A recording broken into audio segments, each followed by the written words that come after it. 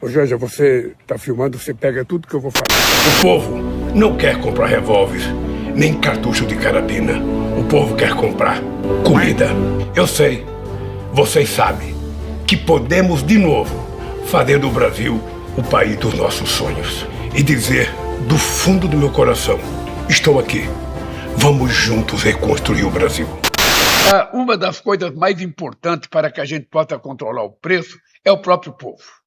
Você sabe disso.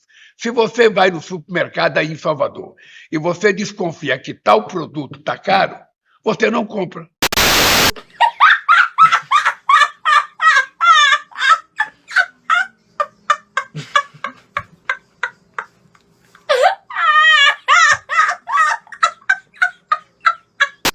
Por favor, me ajuda.